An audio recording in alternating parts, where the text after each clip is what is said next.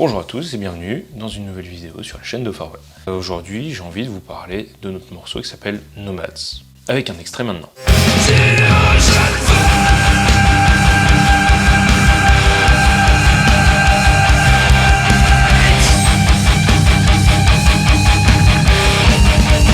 Pourquoi est-ce que j'ai envie de vous parler de Nomads? C'est parce que la raison est urgente aujourd'hui. Je pense que c'est la première fois que je vais prendre position sur la chaîne YouTube de Far Web et sur nos réseaux sociaux donc, et qu'on va faire une première étape vers un engagement qui nous est cher.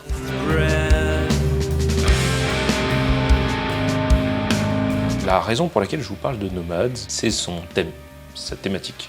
Le jour où on a commencé à travailler sur cette chanson et puis le jour où j'ai trouvé le sens du texte de Nomads, qui est un texte d'ailleurs très court.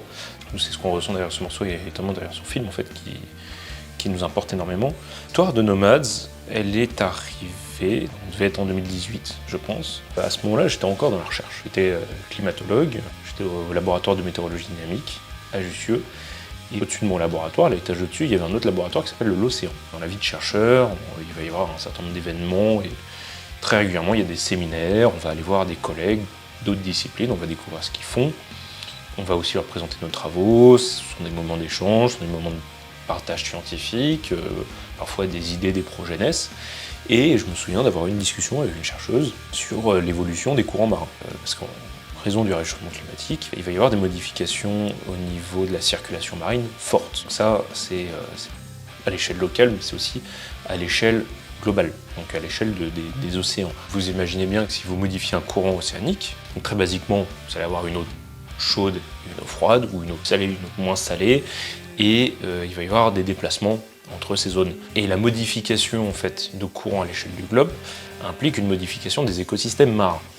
Les écosystèmes marins sont des zones où il va y avoir de la vie, que ce soit microbienne, des petits animaux, des petits crustacés, jusqu'à des gros animaux. Et en fait, cette modification océanique implique une modification forcée des espèces marines qui vivent dans ces écosystèmes, puisque ces écosystèmes ne correspondent plus aux animaux qui les peuplent. Donc il va y avoir des migrations très fortes de petits animaux comme de très gros animaux. Et en fait, alors je ne suis pas du tout expert dans le sujet, mais vous allez avoir des migrations de bancs de poissons, jusqu'à avoir une modification des axes de migration des baleines, des dauphins, des céphalées. Je n'avais pas du tout imaginé à cette époque-là, et qui m'a assez foudroyé. Je me suis dit, c'est quand même complètement dingue aussi qu'il y ait de telles évolutions aussi dans l'océan. Enfin, c'est logique, mais c'est dingue. Moi, je me concentrais sur ce qui se passait dans l'atmosphère, surtout ce qui se passait en Arctique et en Antarctique, ça c'est vraiment mon sujet d'étude, mais forcément, en fait, les modifications climatiques sont à l'échelle globale.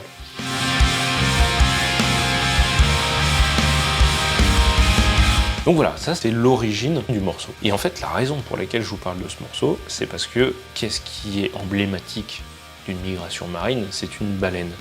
Et qu'est-ce qui est menacé aujourd'hui par le climat, mais également les activités humaines? Ce sont les petits et gros animaux marins. Et en ce moment, il y a une affaire qui me tourne en tête, je me renseigne tous les jours dessus, j'essaye de suivre au maximum, c'est l'histoire qui arrive en ce moment à Paul Watson. Je ne sais pas si vous connaissez Paul Watson, et c'est un des membres fondateurs du mouvement qui s'appelle Sea Shepherd, et c'est une association qui se bat activement pour la protection des écosystèmes marins. Donc pour moi, ils ont vraiment un rôle essentiel dans la lutte de la protection des océans, de manière générale.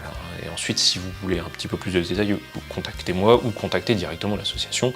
Je m'intéresse à quelques actions qu'ils font, mais ils ont énormément d'actions et ils ont énormément de combats. Et en fait, donc cette histoire est totalement hallucinante. Pour vous remettre en contexte, Paul Watson était sur un des navires de Sea Shepherd. Ce navire s'est arrêté au port de Nuuk, au Groenland, pour se ravitailler. Et à ce moment-là, Paul Watson a été arrêté par les autorités danoises, puisque le Groenland est une... je ne sais plus exactement, une principauté danoise, enfin bref, c'est rattaché au Danemark. Voilà, donc il a été arrêté et enfermé dans la prison de Nuuk. Et là, ça va faire maintenant quasiment 200 jours, je crois que c'était 174 jours ce week-end. Ça fait, depuis son arrestation, qu'il y a des audiences avec la justice groenlandaise tous les 3, 4, 5 semaines à peu près, qui mènent à rien.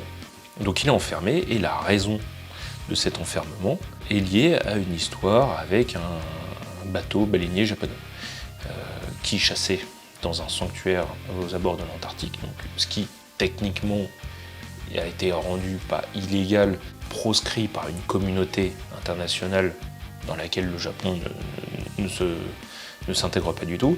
Et pire que ça, on est sur une accusation qui n'a pas de sens, puisque lors de cet événement, une équipe de télévision américaine était présente sur les lieux. Le Japon avance une attaque à la boule puante qui aurait blessé un membre de l'équipage par Paul Watson n'étant pas là à ce moment-là. Effectivement, un marin aurait été à proximité d'une boule puante mais n'a pas non plus été blessé. Par contre, ce baleinier japonais a percuté de plein fouet et volontairement un bateau de Sea Shepherd. Donc on est quand même sur un espèce de règlement de compte un peu débile, mais qui implique que l'emprisonnement en fait, du membre fondateur de Sea Shepherd est une des personnalités les plus investies et les plus actives aujourd'hui dans la protection des océans. Et là où la raison pour laquelle je vous fais cette vidéo, j'avais pas forcément prévu d'en faire une tout de suite sur ce genre de sujet, c'est que y a une évolution dans la justice danoise et ils ont décidé, donc, sous 2 semaines, de donner leur verdict. Et le résultat de cette justice, ça va être d'extrader ou non Paul Watson au Japon.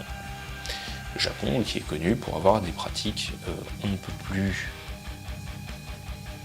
discutables sur le traitement de leurs prisonniers. Voilà.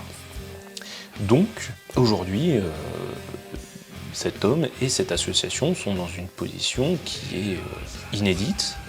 Il y a énormément de mobilisation d'un certain nombre de médias français, de l'antenne française de Sea Shepherd ainsi que l'antenne brésilienne. Il y a également une volonté, en tout cas de la mairie de Paris, d'offrir la citoyenneté nationale à Paul Watson, ce qui n'est pas encore fait. Et alors en plus de ça, on est dans une période de flou gouvernemental qui ne va pas rendre les choses plus faciles du côté des administrations, mais voilà, il y a un réel problème là-dessus.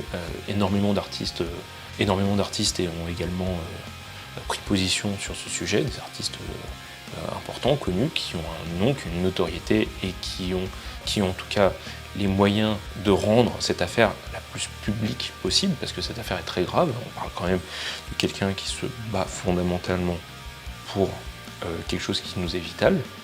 Et en face, on a un règlement de compte industriel de géants de la pêche dans des zones considérées comme sanctuaires, sur des espèces qui sont considérées comme en train de disparaître.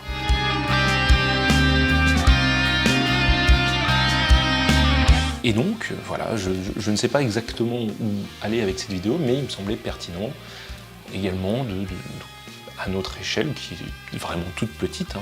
Vous êtes à peine entre 1000 et 2000 personnes qui voient ces vidéos à chaque fois, mais je me dis que c'est au moins important de tenter ce discours, donc j'ai voulu en parler. On s'est beaucoup impliqué sur des thématiques de sensibilisation autour de l'environnement. Notre spectacle est un objet de sensibilisation à part entière, en fait. Vis-à-vis de notre morceau Nomads, qui est un morceau qui est totalement dédié en fait à ce combat, pour moi c'était essentiel de vous raconter un petit peu l'histoire qu'il y avait derrière Nomads et de mettre ça en parallèle en fait avec notre actualité et surtout avec ces problématiques qui me semblent graves. Voilà. Je vous invite à vous renseigner sur cette affaire si vous ne l'avez pas déjà fait. Moi personnellement, j'ai beaucoup d'affect pour deux médias qui s'appellent Vaquita et puis qui s'appellent Brut. Ce sont deux médias qui me plaisent beaucoup dans le traitement de l'information, la manière dont ils vont creuser leurs enquêtes, la manière dont ils travaillent sur le terrain. Je ne suis pas forcément plus engagé que ça sur ces affaires, à part relayer de temps en temps sur mes petits réseaux sociaux et suivre un petit peu cette histoire.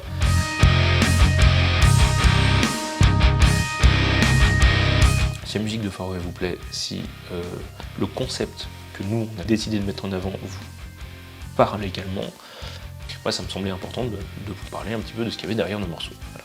J'espère que ça vous intéresse, n'hésitez pas à me le dire, n'hésitez pas à le mettre en commentaire.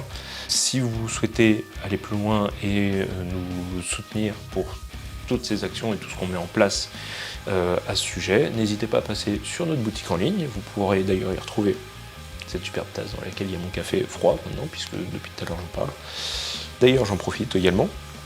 Il nous reste une petite quinzaine de ces coffrets collector qui déjà en fait referment le film que vous voyez par exemple juste derrière, qui est le film de Nomade. Et puis je vous dis à la prochaine vidéo. Salut!